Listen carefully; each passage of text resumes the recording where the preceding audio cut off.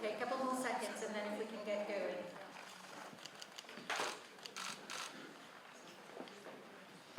Kick off just a second and ask all of you, why Paris and what are you hoping? Répondre en français, si vous voulez bien, ce sera plus simple. D'organiser sur la base de l'appel qui possiblement prochainement à Londres, en tout cas nous l'espérons.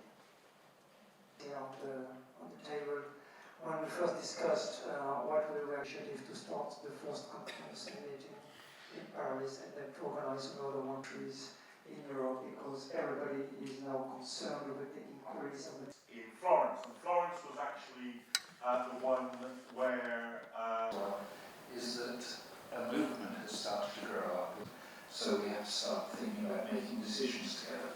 Now, I think you have to bear that in mind, that this thing is growing all the time, like a almost without exception, and certainly including prominent amongst them, the Starmer government in this country have launched a continent-wide rearmament program, which is altering the social priorities of Europe as a whole. Just to give you one example, in this country, if the government pursues its goal of achieving the NATO-mandated 5% spending on armaments, we will go from a situation where only a few years ago arms spending was 2.5% and spending on education was 5% of GDP, to a situation where arms spending is 5% of GDP and education spending has sunk to just 3.5%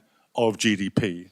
So there is absolutely no doubt where the money is coming from for the rearmament program.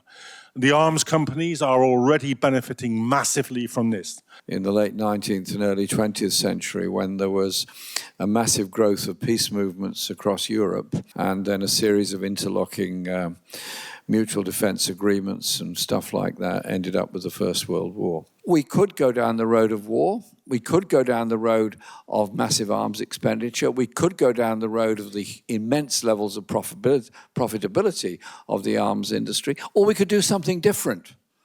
We could recognize that the causes of war are the greed for natural resources, are the injustice and poverty in the world. We could recognize that arms spending doesn't bring peace. It usually brings an increase in danger and more conflict as a result of it. It's a worse than a Pyrrhic victory that the Palestinian people have gained recognition amidst death and a pile of rubble and acts of genocide, which is why we held through the Peace and Justice Project. weapons building is a way of, I think, of a government being able to have a command economy at the center of what should be a free market economy, or what is claimed to be a free market economy. It's a deceit, essentially. It's a way of siphoning money off from society into fewer and fewer pockets.